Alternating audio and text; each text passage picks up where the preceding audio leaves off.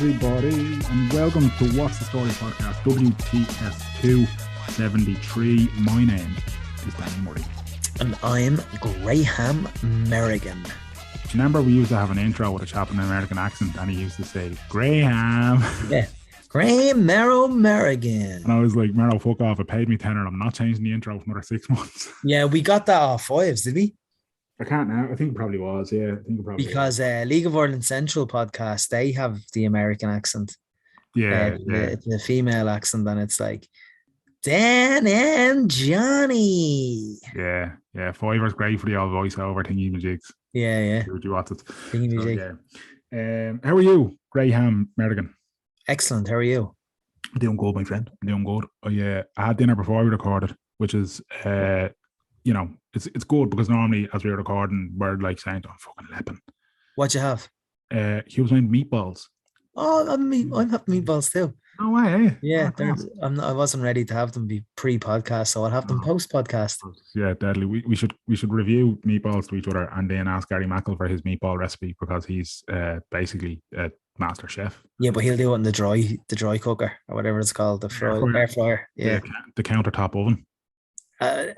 We were privy to Gary's video of trying to sell said air fryer to a friend of the show and our friend Paul Howard's wife Mary. We have yet to get a review from Mary to see, because Paul wants an air fryer because of you and Gary's non-stop talking of the air fryer in the WhatsApp group. Yep. And his wife just won't commit to it.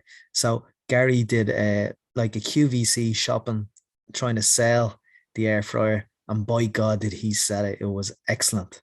Fantastic. It really was fantastic. Yeah. But I have to say, right, so it was the Ninja, wasn't it? The 2-basket Ninja. He's got the dual, the Ninja. I've got a Tefl single basket.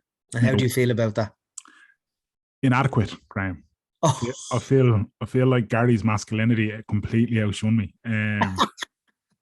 It's like when you go to the gym and the fella beside you drops his towel and you realise, oh, okay, right, he's packing a lot more than I am. You better go. Is it raining now? It's too cold. I wish they'd ever have the hot water in the showers. My God. Yeah, see, it's weird, right? Because I was completely against air fryers for I don't know how long, a long time. Because cubes on them. Was that just Danny being stubborn and not getting with the times? No, it was because I was like, what? Like, because you hate going with what the public are going with, like. Not always. Most of the time, though. Right, like I don't have a toaster because I hate toasters. You don't have a toaster? I hate toasters. How do you toast your bread? Under the grill, like a normal person, Graham. Are you serious? Yeah. You and Oksana don't have a toaster. You know, she wants one, but I keep telling her no. Why? Right, but mostly because I never even noticed in your kitchen there was no toaster. Yeah, there's no toaster. Mostly because I don't like bread toasted on both sides. I like it toasted on one side only. Oh my God, what is wrong with you? So, yeah. And for years, I thought I was normal, but it turns out most people are like, obviously, it goes in a toaster, you toast it on both sides. What's your problem? Yeah. Like, yeah. What is your problem? Well, yeah, I like, because what I do then is I'd butter the toasted side and I'd fold it over. See, I'm biting into the soft bread, but I'm still getting the crunch. No. Yeah, that's look, that's me fetish and I'm into it, right? Is there a name for it? No, toast. Like, no, I mean, is there a name for half bread, half toast? Yeah, toast, Graham. Undercooked toast. Anyway, yes. So for a long time, I was like, we're not getting a fucking air fryer. We have an oven, we have a grill, we have a hob, we have a microwave. A microwave is another thing. It took me a long time to give into on that. I don't like food that's reheated in the microwave, but the convenience got me, right? Right. So we had this argument about the air fryer for a long time, and even calling it an air fryer, I'm still not on board with that because you can't fry with the air. Have you ever held something in the air and it's become fried? No, you haven't. No. So calling something an air fryer really boils my piss. It's a countertop oven. That's what it is. You're replacing your oven with something that goes in your counter and takes up space. But it pumps hot air into it and it dehydrates the food, and that's how the food cooks. It doesn't dehydrate it. Like, if you do it properly, What does it do? You know what I mean? What's the mechanism that cooks the food? It does pump the hot air into it, all right, and the air. So that's air fryer. No, it's not frying, Graham. It's basically an oven. It's like a convector oven. Do you think these machines will replace the actual household oven? Judging by the amount that we cook with it these days, air oven rarely gets used. Air oven only gets used if what we're cooking is too big to go in the air fryer. And what about the hobs? I'd still use a hob now because I'm especially since the surgery, I'm mad for like kind of Asian type food. It's like it's the only stuff that I'm kind of really dealing with well. No, that's not fair. I'm dealing with everything, but it's the stuff that like it's hitting the spot when I eat it. So stir fry type stuff, which is all, But I have used the air fryer for quite a few things. If I'm cooking chicken, breast. And do you have a dry cooker? A what? Or slow cooker? Oh, we have one of them for the stew. Yeah. I don't like slow cookers. If you're cooking beef, it's great. Like if you're doing a roast beef or something. I think, I like a big chew on a bit of meat, but I don't like. Like my mom uses it very much so for convenience. Yeah. And it's not for me, unfortunately. No, the air fryer I think is great. Air fryers, I have to say, I'm converted now. I was against them for so long, and then Cubes on the sly came home one day, and like all things in life, the woman got her way kind of thing. Yeah. And I protested by refusing to eat anything that was cooked in it for about 4 days. And then eventually she done chicken goujons in them. And I was like, all right, look, they were fine. You make them again, but don't be getting any. And now I'm doing everything in the fucking thing. What? Like don't be getting oceans and then you're doing everything in them? Oh, man, everything. I'm cooking eggs in it. I done a kebab type situation, which I sent in through WhatsApp group with Gary for his. That looked gorgeous now. Yeah, it worked out well. You can the Cubes done a whole chicken in it there not so long ago. And does the whole chicken fit in it like? Yeah. And it was dry. It was, I'm going to say a word a lot of people dislike. So cover your ears in 3, 2, 1. It was moist. It wasn't dry. It was moist. So yeah, and Gary's air fryer advice and recipes have been absolutely well received. But it helps me in terms of, there's loads of things I follow on Instagram now that are like, healthy cooking and bariatric recipes now, and they're all with Jesus air fryers. So I'm like, all right, look, And that's a thing that Gary was saying, that on the packaging now of foods, it has the time for air frying. Yeah. Where I don't think I had that maybe a year ago. Definitely didn't. I bought a bag of spicy wedges recently, and on the back of it, air fryer instructions. And I was like, telling you, that's it now. They're in. If people are changing the packaging, that's it. That they don't do that for nothing. Like, no. So we'll have Gary and Paul on soon, and we'll get an update on if Paul has been successful. If Mary has allowed, if Mrs. Howard has allowed bring in an air fryer to House Howard. Exactly. And if Mrs. Howard hasn't, I might suggest to Paul a similar tactic to what Oksana employed, which is just come home with one. It's like when you want a dog, just come home with one, because once they see it, they're not going to go back and go. Exactly. If we need to, we'll start a GoFundMe campaign for Paul. Get him an air fryer.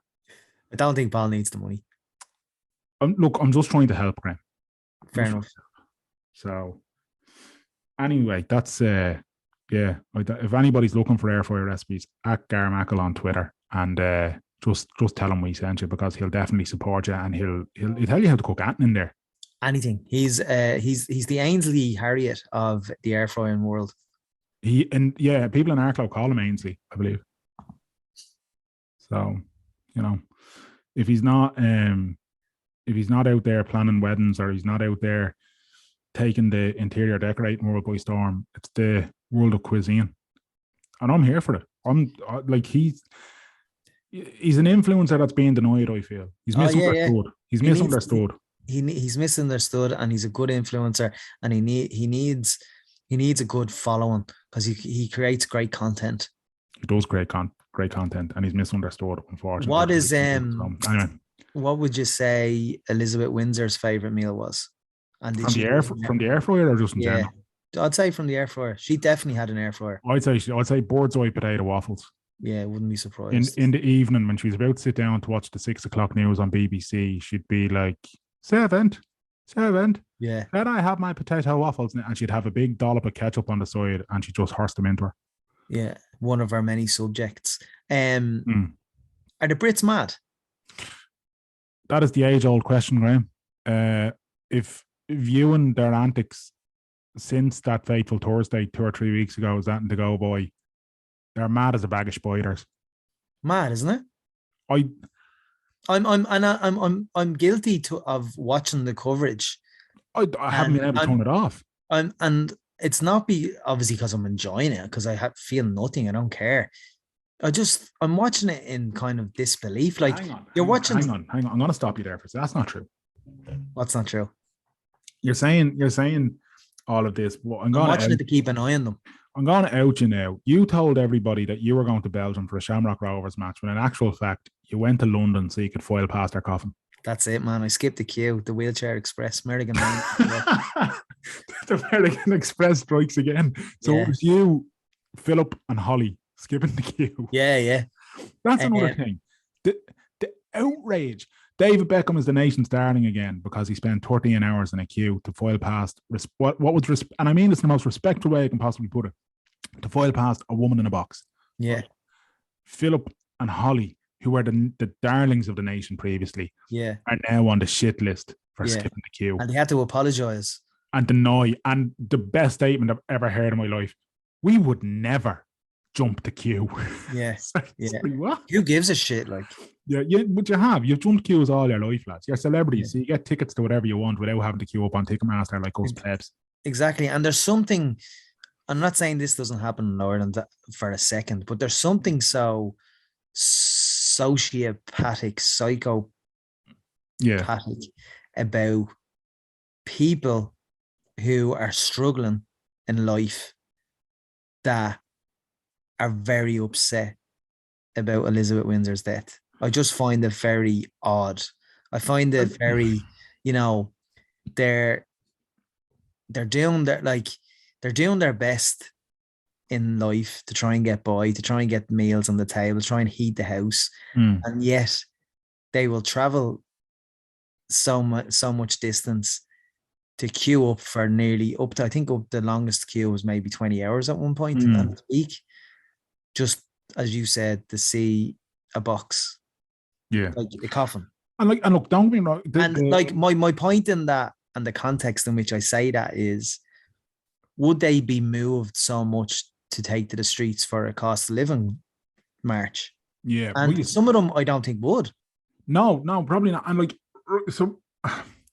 see, I am conscious of the fact that, like, I understand the historical significance of the event we're witnessing, right? Yeah, and I understand that for a huge portion of the population alive today, they have known no other British monarch. I understand that. You're talking about the longest reigning monarch in history, oversaw massive social reform, a lot of problems in the royal family, don't get me wrong, but she married her cousin. But I mean, they're all at that. But at the same time, I was one of the people in 2011 when she came to Ireland and she done the bow in the garden remembrance, and she said a couple of words Oscar Elga at the dinner and all that. I was like, you know what? She got that. They got this right. This is good. This is brilliant. Yeah, how do you measure the success of that visit, though? See, it's hard to like put a quantum on it, or it's hard to put a tangible thing on it, because we were in a period of peace as it was. But I think for British-Irish relations and the optics of seeing the monarch of Britain do those things, especially because, like, one of the things, and I don't consider myself. Would it not have been more of a successful visit if she had have stood up in Dublin Castle and apologised for our country's actions on this island over the years? But would that not have been more significant than speaking a couple of focal, like, which was quite contrived, like? I don't think you're living in the real world, if you think that's something that was going to happen, though. You know what I mean? No, and I accept that, but I'm just, and I 100% accept that. Yeah. I'm just, there seems to be a lot of revisionist history. 11 years after the Queen's visit of Dublin, it seems to be now remembered as a poignant kind of visit, whereas we were told at the time that it's going to increase tourism and this is what it's happening for. And I remember when she visited Australia as well, and it was like, oh, it's going to do wonders to the tourism sector. Right. How do you measure that? Do people watch monarchs all over the world? Say Spanish people watch their king and queen travel to America and they're watching it on Spanish television in Madrid or whatever. Do they then see them going to New York and say to themselves, oh, I'm going to book a trip to New York because my king and queen were there?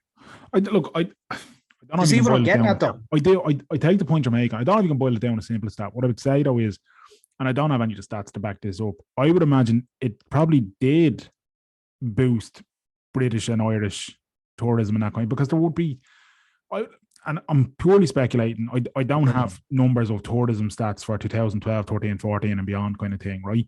But there definitely was this kind of, how do I say, it seemed like there was a little bit of a momentum, a bit of a swell of kind of, oh, okay, right, we don't all hate each other. We don't all, and Ireland is a safe place for Britons, and they're not so bad over there themselves either, kind of thing. But like, do you think that was the feeling back then because of her visit? I think there was definitely more of a positive outlook on. Now Brexit has fucked that, and Boris Johnson has fucked that, and the DUP have fucked that. But I definitely think so. There you go. Like, but I definitely think her goodwill of her visit lasted about 4 years, if even. Yeah, but I mean, she can't be responsible for the actions of Charles & Co. I think, and I wasn't expecting an apology. I think there were some quarters expecting, oh, what's she going to say? She has a few words at Dublin Castle, and there was a whole inquisitive part of that. People keeping their eye on what she has to say. Personally, I think the visit was insignificant in the bigger picture. I don't think like revisionists were saying the past week that it created a lasting peace and all that bollocks to that. I don't know if I'd say it created a lasting peace. The Good Friday Agreement predates that by a long shot. Exactly, but I heard commentators saying that. But like, right, you end up wanting to fuck the remote at the telly when you hear bollocks like that. I'm not a Republican by any stretch of the imagination, like, right, and I think like it's not just the British monarchy that I have a thing with. I just don't think monarchies are fit for purpose in this day and age. Not at all. They just don't strike me as in any way, shape, or form relevant or appropriate for the world we live in. Not at all. And well said. 2022, and we're still living in fucking mythological King Arthur shite. Like, get a grip, like. It's. I would say though that, like, I personally think her visit to Ireland was significant and it was important, right? I don't think it was like in terms of like peace being brokered and that kind of stuff. I think it was more so part of a very long healing process that we still have a little bit of a way to go with and all that. She was never going to stand there and apologize for the actions of, but equally she said, okay, look, I can't meet you where you are, but I can take a little bit of a step and I'll bow in the garden in remembrance, which, in terms of symbolism and one thing and the other for the reigning monarch to do that, it does have significance. And then her opening her speech with a couple of words off Gaeilge, contrived or not, it is something that has stuck with people. It is something that has. I cringe at that though. I even think President McAleese's reaction was quite contrived, and I've a lot of time for President McAleese and her husband. I think they've done great work with the Occupied Cities. But I do agree with you about President McAleese because she knew it was going to happen. So yeah, it was just like, oh wow, and then like let me ask you a question from kind of a history point of view, and. Why do you think she didn't apologize in 2011? They can't. Why? Simple as that. That's what it boils down to. They can't. Is it just the egotistical, like from the British government would have said, listen, don't attempt to apologize over there? Because they would be admitting to slaughter and pillage and stuff like that. Well, I mean, if we look at more recent events around things in Northern Ireland with, is it, I'm terrible at remembering this, like Soldier F and all that, and all these kind of things that have gone on. There's a deliberate attempt to whitewash history to a certain regard, and for heinous things that have happened to not see the light of day, and for justice not to be served, because it would shine a terrible, terrible light upon the administration of the time and day and age. And then the administration of today gets blood on its hand de facto, because they're the ones that have to try and clean up the mess in the cold light of day. I think, like, I would be flabbergasted if a reigning monarch was the one to apologize. A prime minister, i.e. David Cameron, who I remember apologizing for certain things happening. He said sorry, yeah. Yeah, it's one thing for that, but the monarch to do it it's just not going to happen. It's just not going to happen. And it's mad because you might, like, people see the monarch as just a figurehead and stuff like that, and you know, they don't have a say in this and they don't have a say in that, but yet people try and say that her visits are quite effective. I just don't buy it. Like, no, I get it. Like, I mean, the thing that, like, again, her visit brought traffic chaos. Yeah, but look at the amount of people who turned out. Look at the amount of people that were out there. There was an awful lot of protesters turned out as well. Nowhere near as many that were in favour of it, though. Look at the people at Cork, Graham, and they shot their own. They killed Michael Collins, don't forget, right? The people at Cork welcomed the neck of them calling us Jackians, and they welcomed her with such open arms. They welcomed her into the English market, and they were showing our vegetables and fish and all kinds of stuff. Yeah, and they were like, "Come over here, man, get some of this now." You know, they were loving life. They were. But the bigger picture, as you said, is that it's, you know, there shouldn't be monarchs this day and age. When you think of her passing now, right? And it was something that I didn't even think of. But there's so many days of mourning are costing the British taxpayer a fortune. Yeah. The turnover, I believe, the changing of their currency to Charles is going to cost £100 million. I wouldn't be surprised. Yeah, that's change, and he gets to pick his face for the notes. You know, that's just a by the by. I just heard that today, but I mean, I didn't even think of that. I didn't even think that they have to now change currency, and that's costing in a time where electricity, gas bills, utility bills. People are struggling to heat their house. People are struggling to get that second or third meal in the day in Britain. Food banks galore all over the place. Food banks actually closed the day of her funeral, which is fucking preposterous. Jesus, you know, some of the things, man. For somebody who I'm not disputing. Look, yes, she was somebody's grandmother, someone's mother. You know, I get grandmother, the mother of a nation. Some would say, Graham. Look, that's bollocks. Like, you know, no more did she care about her subjects. Do you know what I mean? Even like I heard Kay Burley referring to the British public as the Queen's subjects. I know that's lingo that's belongs to the 1400s. You know, this day and age to be calling members of the public subjects to this woman who was born by accident into privilege, into a German family that, you know, let's just remember, fucking bonkers to me. Like, whatever about just pure chance being. And I mean, that point is an overall generalization of monarchs around the world, not exclusive to the British monarch. Disband all monarchs and follow Jedward on Twitter. Thank you. Excellent point. Jedward have been. I mean, those boys have come a long way. Those boys have come a long way. What were you going to say there, Dan? Let's not forget the thing about this as well is the whole. I can somewhat understand people who have been upset by this and whatever. And, you know, she was a well-revered figure in Britain, and our friends and brothers and sisters and so on across the water, if they're of that persuasion, I get it, right? But this 3-week marathon grief wank is a bit much for me, right?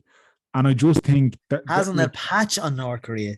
Right, it's like there are moments that it has appeared cultish, and one of those moments it is cultish. Yeah, it is cultish. It's cultish and cultish, right? Like, so the poor woman wasn't even cold, right? And Prince Charles gets out of the car outside Buckingham Palace, and grown men and women who have travelled long and far to pay respects to the Queen Maria are now shit because Charles has suddenly appeared. Something has overcome them to shout, "God save the king."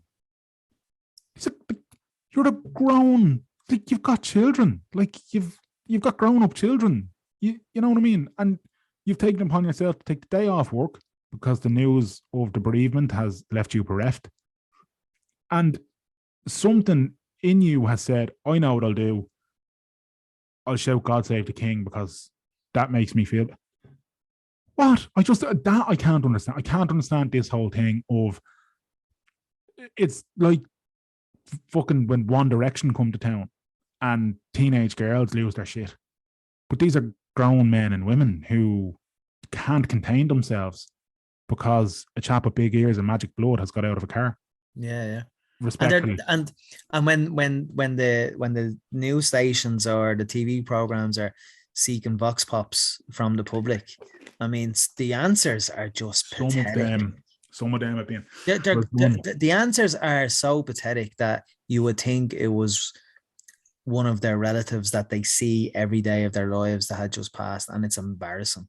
And that's it. And like, I know there are households in Britain where, you know, a bit like Ireland up until the last 20 years or so, you know, above the mantelpiece was a photo of Pope John Paul. You know, in households in Britain, above the mantelpiece, a photo of the Queen. I understand there are houses that are like that. I understand. Yeah. And both are equally as cultish. Big time. But I just, some of those vox pops, there was one, and I think I texted you about this, on Monday morning, the morning of the funeral. Oh, yeah. And they're speaking to a woman who is a mother of 4. She's 4 kids. And when they ask her about how traveled from fucking good distance. Yeah, I can't actually remember off the top of my head, but it was, she outlined her travel plight. Queued up for over 14 hours to file past the coffin as it lay in state. And they asked her, you know, about how did it feel, you know, all that kind of stuff. And this is a mother of 4 on national television. And she responded with, "It is the best thing I have ever done in my life. It is my proudest moment." If I'm a poor child watching national TV and I see me ma on it, and she describes the best thing she's ever done in her life, the proudest moment of her life, as waiting 13 hours to walk past a box, I'd be fucking going mad. Yeah. I enjoyed the Celtic supporters prank at their match. It was a bit of harmless ribbon. I thought it was very clever. I thought it was very clever because it was like, because the Celtic fans are going to probably boo a minute silence, let's do a minute applause. Yeah. And they sang, "If you hate the royal family, clap your hands." So like you had British people like Joe Hart sitting in clapping his. I just thought it was brilliant. And you could hear the Scottish accent in the song, like. Now we might come across as cruel here, but like it's not cruel. I mean, as we said, you have to, of course, you sympathize with people that have lost a family member, but I mean, I just can't get over the millions of people that have. I don't know how many thousands actually queued. I'm exaggerating, probably saying millions, but I mean, if the queue was long. They're saying a TV audience of something like 4 or 5 billion. Yeah, and let's not forget, like, one of our last things that she done was paid one of Prince Andrew's victims £12 million in a settlement for him being a paedophile. Like, you know, look, the royal family has more skeletons in their closet than, exactly. You know, they're not. They're meant to be upheld as the pinnacle of society and what we should all aspire to be, but you know, behind closed doors, they're far from it. And I think that's the hypocrisy of all the monarchs. Exactly. Like, look at the Spanish king. Like his finances were questioned and he was thrown out, and his son became king. Yeah. You know, and now his son and him are estranged, and they don't have a relationship because his finance were put into question. I mean, like look at Charles as well. I can't remember what year it was, but it was recent enough where wills that weren't collected in Cornwall went to the bank account of Prince Charles. Yeah. So if me or you died and we'd no family and we had money in our bank account, that 20, 30,000, whatever it may be, and that wasn't claimed for a certain period of time, that would go into the bank account of Prince Charles. Paid for the rug that now sits in front of his fireplace. That, like, how does that make sense? Like, but it see, and this just it doesn't. And there's so many anomalies with monarchies in general that, like the other thing, let's not forget as well, right? That the Windsors only exist since the 1920s. 20s, yeah. Just like, after the war, wasn't it? Yeah, World War One. Up until then, it was the Saxburg Codes, because they suddenly realised, oh fuck, we're fighting a war with the Germans. We're fighting a war with our own cousins here, and people aren't a big fan of those German fellas. So we're going to change our name to sound a lot more English and whatever. But they all spoke German. They all, World War One got rid of a lot of monarchies across Europe, but at least, well, not at least, but the British one had the cop on to be like, right, let's try and avoid the negative sentiment, and let's have a PR exercise where we call ourselves Windsor. Like, in one sense, I'm like, self-preservation, I get, done, fair play. Yeah. But in another sense, it's kind of like, that just shows you the lengths they will stoop to in order to keep the farm. Exactly, and like, that, like, don't forget as well, the Duke of York was like the Prince of Denmark and Greece. Yeah. And where's the logic of marrying your relatives? Well, I think that's the one thing that Queen Elizabeth probably got right, in that she kind of tried to put an end to that with her kids and grandkids and whatever, because prior to that, it was very much a kind of like, royal marries royal, because you don't want to dilute the blood. It's like the fucking Targaryens of Game of Thrones. Anyone watching House of Dragon at the moment will be like, hang on a second, is he talking about Rhaenyra being married off to your man? So how did Elizabeth Windsor get rid of that? Did she actually put a stop to it? Like, pretty much, I think they realized that the inbreeding was wrong. Like Kaiser Wilhelm had a deformed arm and whatever, that was put down to the fact that, like, it was through inbreeding that his deformities had come true. Like, the Tsar in Russia, Tsar Nicholas, was, I can't, my history memory's failing me, but his family, again, like their first cousins, let's not forget, Queen Victoria, called the grandmother of Europe for a fucking reason. Yeah. Queen Victoria, who's Philip and Elizabeth's great grandmother. Yeah. Both, and they shared, like, and yet the public are so fantasized about this family. It's just now I'm obviously focusing on the British royal family because they're the closest. It's not just them though. That's just not just them. It's the Spanish. It's in Monaco. It's everywhere. Yeah, it's monarchies in general, I find, are just a bizarre thing in this day and age. And well, at least Britain has a constitutional monarchy thanks to the Magna Carta, all that. It still doesn't change the fact that this family, so-called anointed by God, has unfucking believable levels of privilege and unbelievable wealth and riches beyond the wildest dreams of you or I. Yeah. All because their lineage, which is suspect to begin with. But as well as that, the corruptness of it all, like Philip, Elizabeth's husband that died recently enough, his will won't be opened for 100 years. It's in a vault for 100 years. Charles has inherited something like 600 million of his mother's money. Like, I don't think that's spread out between the kids. I think it's his because he inherited the throne. Like, that's gas as well, isn't it? It's mad. You know what I mean? Like, it's just even the crown. So the crown that sat on top of the casket, right, with some of the, like, stunning looking object. Don't get me wrong, like the diamonds and the rare stones and that, amazing, valued at millions upon millions upon millions. Not one of those fucking stones comes from Britain. No, they're being pillaged in Africa and fucking Egypt and everywhere. Whatever fucking country they colonized, they were like, thanks very much, we'll take all your precious metals while we're at it. Thank you. But there's a few countries that are still under the Commonwealth where all those jewels were robbed, and in recent weeks or in recent days or whatever, they've asked for a return of those jewels. Yeah. Well, that's like, I mean, if they were to, and this is another reason why, when you asked the question around, like, why no apology, where do they draw the line? Because if they apologize for that, they might as well empty every museum across Britain to Yeah. give back everything. The Egyptians must be sitting there saying, our museums are half empty, lads, because you have 90% of our shit. But like, you'd look like a Can we better have person if Tony you're. back, please? You'd look like a better person if you apologize, though. You would, but they'd be left with nothing. Yeah. You know what I mean? They'd be left with a few Union Jacks, 3 chippers, a football stadium, and a chap who doesn't quite understand why he voted for Brexit, but he's sticking with it anyway. Exactly, and that's all of the above.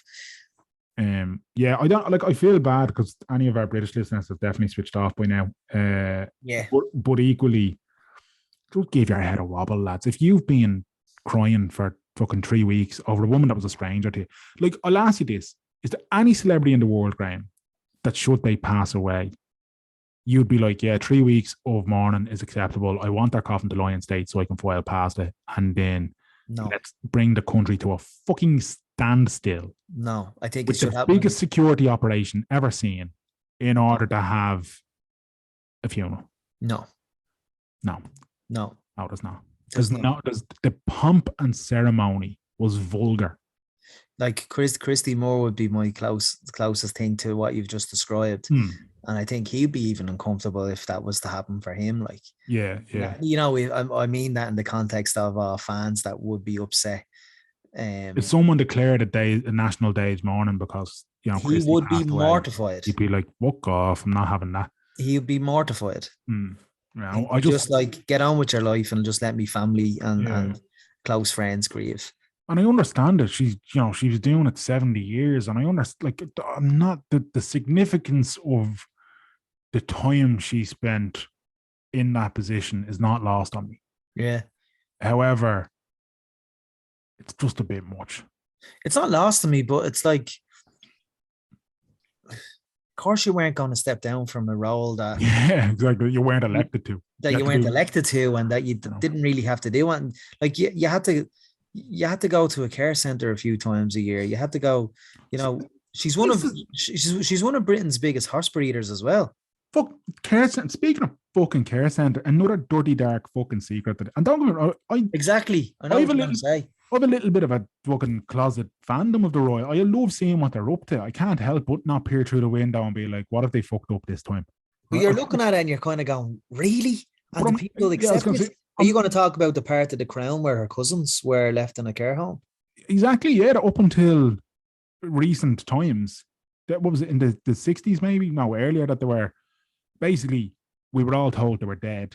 But in actual fact, they were carted off to a care home in Scotland and forgotten about because they had, I think it was Down syndrome. I think they had learning difficulties. I'm not sure if it was Down syndrome. But maybe it wasn't. Yeah, I could be wrong on that. But they definitely had some sort of kind of mental disability or learning difficulty or whatever.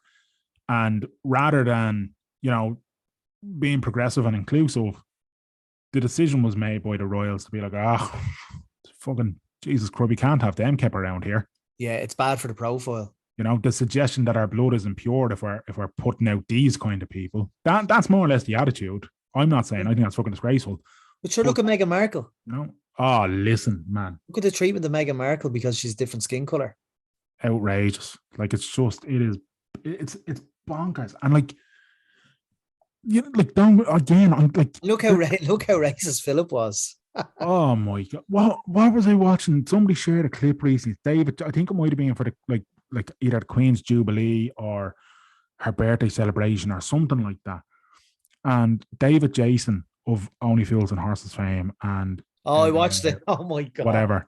And he's talking about the interactions he's had with the royal family or whatever. And they ask about like their sense of humor and, you know, have they ever cracked a joke or something like that? And he's like, no, but like in terms of our sense of humor, I remember one occasion where we were all there and she turned around to a gentleman from Africa, and I'm paraphrasing because I can't remember the exact quote, but more or less, oh, sorry, I thought you were a gorilla.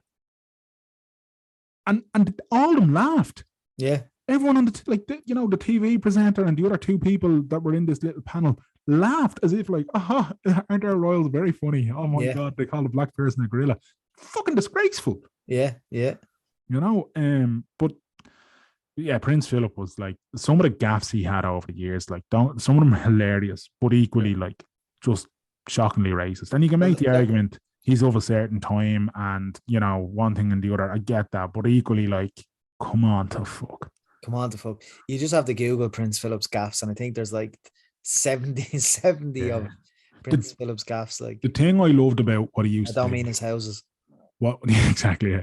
What the innocent fun I'm all for, like that little bit of devilment. I do like people who have a bit of devilment in them, and I do think Prince Philip had devilment in him. I know it comes from privilege, for fuck's sake. No, well, a lot of it does come from privilege, right? But like, what I mean is that it's not like, right, again, that level of privilege, right? But wherever he went, and you know that thing where they have to sign a guest book, or so when they went to Trinity to visit the Book of Kells, whatever, and they had to sign, like, you know, oh yeah, we visited fucking whatever, and he just pockets the pen. I just think there's something about that I'm like, this fucker probably has the fanciest Mont Blanc fucking pens and everything at home. You know what I mean? The fancy, he's probably writing with a quill at home, but he's like, it's a little big boy out and it's going in my pocket. Do you know, like, there's something about that I just found very fun. Anyway, look, I just think that he was a bell end. Yeah, fair. Yeah, look, the Royals are a pox. But you mentioned there about The Crown on Netflix. I mean, that's a very good watch. And a lot of the time I found myself going straight to Wikipedia after an episode to see, did that really happen? Like, and it's a program that doesn't glorify the Crown or the firm or, you know, the family, whatever you want to call them. It's a chronicle of their tragedies, their rumors, trials and tribulations, scandals, innuendo, you know. It's a very, very I blitzed it now, and I think the new series is coming in January maybe, but that's a really good watch now, a really good watch. But I think we're all talked out now of Elizabeth Windsor. Disband the monarchy. Yeah, pretty much. That's I just honestly just don't see anywhere. It's not just the British monarchy. I want to emphasize that any monarchy in the world, I just kind of think disband at this stage. Come on now. Makes no sense that your, in quotes, subjects are finding it hard to survive day by day while you live in one of your 10 or 12 castles. Exactly. Like she died in her favorite castle of Balmoral. Exactly, her favorite castle. You know, there's only two monarchs for her, Graham, and that's Burger King and Jerry the King Lawler. Very good. That's it. And until next week. Well, I mean, gee, how long we got? Fuck it. Yeah, that was quite a long rant about the Royals, to be fair. Yeah. Probably more than we planned. This is what happens when it's just yourself and myself. But sure, look, I'll tell you one thing. Back soon. I'll tell you one thing, mate. I won't have a bad word said about Garth Brooks, though. That's cult-like behavior as well, isn't it, Garth Brooks? And I am fucking subscribed to that cult in a big way. That concert was honestly about 100 times better. I went fully expecting to be like, right, there's you wear a Stetson? I did not wear a Stetson because my hair was looking. Sorry, that was my phone. You're right there. Yeah. Siri interrupting you. Yeah. I did not wear the Stetson because my hair was looking magnificent that day, and I refused to pay €10 for something I'd wear once and ruin my hair at the same time. Very good. Very good. I don't get Garth Brooks, but sure, that's just down to musical taste. And some would say taste in general, which is right. But honestly, I went. But it's mad. Like, I've seen people at it and through social media that I would have known their music tastes would have included like rock and roll, Oasis, Liam Gallagher, you know, Foo Fighters, The Verve, all these trendy, so to speak, bands. And then I see them at Garth Brooks. It's like, what the hell's going on here? It was unbelievable. Did you see him? Have you seen him before? No, never. We went to the tribute act. Remember? I do remember. That was a great night. Yeah. I know you didn't enjoy it. But it was, honestly, it like one of, and I'm not just saying this for the sake of it, it was one of the best concerts I have ever been to. And I hate Croke Park, right? Talking of cults, the GAA is one of the biggest cults out there, right? And I'll have that argument with any person at all. I have no comment to make. That's fine, right? But Croke Park, for me, it will be a great stadium if they just finish that bit at the back. Do you know what I mean? Yeah. Finish the job, lads, for God's sake. Going on about it. Air seats for you too are very good, though. The way, yeah, that Joshua Tree tour. Remember that? I do. I did that again. That was another one. That I thought was a great concert. But Croke Park for me is just a terrible venue, sound wise. It's just sometimes it can be hit and miss. Really? What's Lansdowne Road like? The new Lansdowne Road was actually pretty good. I find it depending if you're high up in the stand, it's absolutely muck. But I suppose you could say that about any stadium. Yeah. Because they're not particularly built for, a rock and roll show. Yeah. Do we get it wrong with the stadiums over here? Because I was in Belgium last week at the Rovers Ghent match, and the stadium was only 20,000. It's a 20,000 full capacity, but there's only like 6,000 or 7,000, including 1,000 Rovers fans. Yeah. And the sound, it's like the sound just stayed in the ground. I haven't experienced that with Lansdowne Newa since its rebuild. Maybe I remember Ireland against Russia a couple of years ago. Martin O'Neill was in charge. Yeah. I think we were losing 2-0 and we got one back, and there was a big roar. And you kind of go, oh, Jesus, it can be noisy. But I haven't really experienced it that consistently. And I just wonder with the gigs. And I remember like being at a few stadiums now in Europe where it's with Ireland or Rovers.